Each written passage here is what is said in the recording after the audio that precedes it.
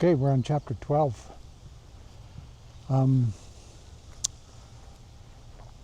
Just like to kind of provide the context, maybe you're realizing me now, like the novel sort of progresses sort of in this kind of wave, this emotional wave, sort of up and down. There's kind of really interesting, intense chapters, and then chapters that sort of just lay the groundwork for what's to come. And so there isn't this continual, it's not like some action-packed movie sort of thing where there's just this continual action. This is a story about people, humanity, the workings of the human mind, and all these strange dynamics. And there's a lot of ground to be cultivated. And so you get rewarded for it in time, but just if there's a chapter or two where it kind of feels a little less interesting to you, just pay attention to the details of it and just the nuance of the character. For example, I might mention, like the previous chapter we had this conversation between Countess Rostova and Anna Mikhailovna, whose name I keep having difficulty saying, but and they were confiding. They're obviously old, good friends, and they're confiding with one another. And the Countess says to her, "You know, our financial situation, it's getting worse and worse." And I think she's sort of talking about her father, her husband spending money, and it's kind of like, on this trajectory, we're gonna be in real trouble. And it's kind of jumping ahead, but one of the ways in which your family at this time with this culture would secure kind of their financial stability is through marriage. And so just remember, this isn't spoken in the text, but in the context we have Nikolai, who's in love with Sonia, and Sonia, she's not a particular catch from a financial point of view. They're living with the Rostovs. And you have Natalie, who's in love with Boris. And Boris and his mother are just there as well, dependent on the Rostovs. So neither of these relationships pose to be promising on the front of somehow helping secure the family's future. But again, so just kind of subtext or thinking it through in this way, as those two mothers talk, as Boris's mother talks with Countess Rostova, this is sort of in the background as well. Or at least it provides greater context or richness as these kind of the motivations, what are the motivations of these characters, and so on. So this is chapter 12. And we'll get into it. It's kind of intriguing. I'm already kind of looking forward to chapter 13. So just kind of see this interest or this ebb and flow of emotion as it goes back and forth with these characters. And so we have Anna deciding to take her son to see the old Count. And this is because they have no money. She has to somehow gear up her son, provide the uniform and whatever gear is necessary, and the soldier or he's in the guards. He has to provide the resources for this himself, and they don't have any resources. She mentions this to Natalie Rostova, the mother, and makes up her mind. Wish me luck. I'm going to go see the Count. Maybe he'll leave something in his will for us that can help. Apparently she had some sort of connection still, but it's just like a thread getting thinner and thinner. And so she's on another mission. And they're just heading out, and she's talking to her son, trying to kind of like get him prepared. You have this mother who's just very she's got her mind focused, but she knows her son's not really into it. Be gracious and attentive to him. After all, your future depends on him, she says to her son. And her son says, if I thought that anything other than humiliation would come of it, replied her son coldly. However, I've promised, and I'll do it for your sake. And so the son's kind of not into this. He sees, his mother's actually doing things for his benefit. She's got him this position in the guards and so on, and now she's trying to do this thing to help support him to get his gear and uniform. And it's kind of like, from a parent's point of view, I mean, like, hey, well, I'm doing what I can, it's all good. But you know how it is with generations. The methods and procedures of one generation, they don't always resonate well. From a parent's point of view, it's kind of like, hey, this is the truth, this is the situation. It's kind of like, get with the program. And, Boris, he's very reluctant. Anyway, they get to the Count's place, and the porter at the door sort of sees them, kind of gives them a,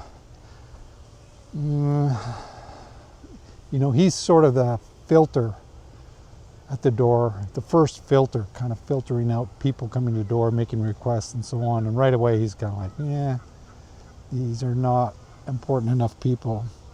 And she asks about the Count, and right away he sort of deflects her. It's kind of like, yeah, he's not seeing anyone. Like, don't you know he's like super sick, on the verge of death. And the son says to his mother, we may as well go. He's like, he's given up. He's like, let's get the hell out of here.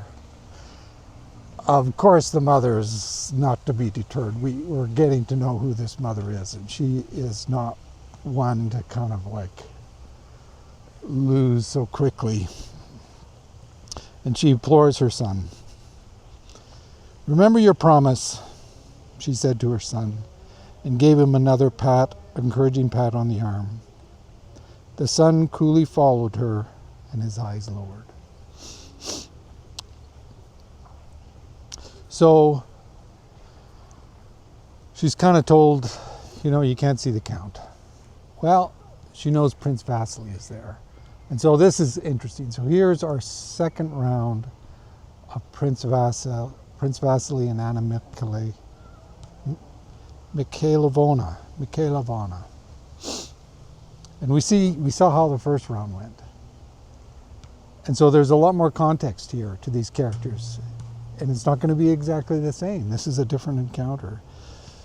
So she knows that Prince Vasily is there, and Prince Vasily has every right to be there. He is sort of, by normal convention, the heir of the estate, although whether or not he will be the heir or not, we don't know. It's depending on the will. So she can't see the Count, so she's like, okay, call Prince Vasily. I'd like to see him and talk with him. And so Prince Vasily is called. Seeing Anna and her son, Prince Vasily dismissed the doctor with a bow and went to them in silence, with a look of inquiry on his face. The son noticed that his mother's eyes took on an expression of deep sorrow, and he smiled slightly. So again, the son knows this game his mother's doing. And it's very practical and pragmatic. I mean, who doesn't do these things in even unconscious ways? And the mother says to Prince Vasily, what sad circumstances bring us together at this time? And how is our dear patient? She asked, apparently oblivious of the cold, insulting look fixed on her. So Prince Vasily sees her and is kind of like, okay, what's going on here again? I thought I had kind of taken care of this lady. And she comes there and she introduces her son. This is my son. He wanted to thank you himself. Boris bows politely. I was glad to be able to do you a service, my dear Anna, said the prince. His tone and manner to Anna was such that he knew that she was now the one obliged to him. He had done her a favor. And he had this air of a much greater importance here in Moscow than in St. Petersburg. So the game is shifting, and he has every right to be here. He's kind of like, what are you doing here? And so they kind of are having this sort of measured small talk together, and he talks to Boris a little bit. Where are you staying? Are you staying with your mothers? No, we're staying at the Rostovs. And Anna says, oh, that's Ilya Rostov who married Natalie. I know, said Prince Vasily in his usual monotone. I've never been able to understand, he added, how Natalie ever made up her mind to marry that unlicked cub. A completely absurd and stupid man. And so here we have another commentary on Count Rostov, the father, who we take to be just a very jolly and happy fellow, but this is a very harsh criticism by Prince Vasily. Why would Natalie have married him? So obviously he kind of married up by marrying Natalie, and we don't know the circumstances of that, but it was probably Natalie who had the wealth of which Count Rostov married into, and we don't know. Like, we can only maybe make a subjective guess. Maybe Prince Vasily was interested to marry Natalie at one point or something. We don't know, but he's very, very dismissive of the Count. And we also get a sense of, maybe this explains, Count Rostov being a part of this kind of established aristocratic group, people of wealth. This was maybe something he wasn't used to at this level. And so maybe this explains a little bit his naivety or innocence, or just, I'm not sure how you'd explain it, his inability to mismanage the family's funds, perhaps. But Anna kind of comes to his aid a little bit. But he's such a kind man, observed Anna, with a pathetic smile.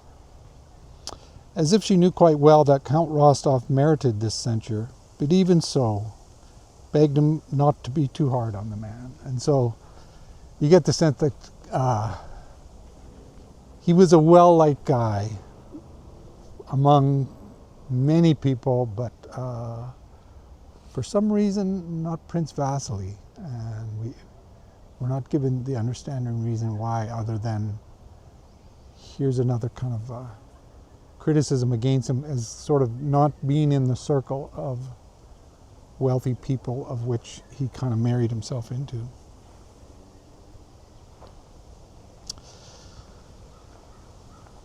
And the conversation goes on between them, and the prince evidently understood, just as he had understood at the previous occasion in St. Petersburg, that to get rid of Anna Mikhailovna was no easy matter. So, here's two people sort of trying to manipulate the situation within the rules of expectations. Like, Prince Vasily couldn't just tell her to get the hell out of here, because that would be like going against his whole vibe and his whole personality and where he is as a person. And so he's kind of, you can see them both very much puzzling over this situation. And she just keeps pushing him, I would like to see the Count. Well, no, he's sick. Obviously you can't see him. And she's like, well, all the more reason I should go see him, because it's like we're at the last hour here. And then one of the nieces who was in with the Count kind of steps out the door, and there's this occasion, and Anna goes up to her and smiles up to this niece and says, oh, I've come to help you.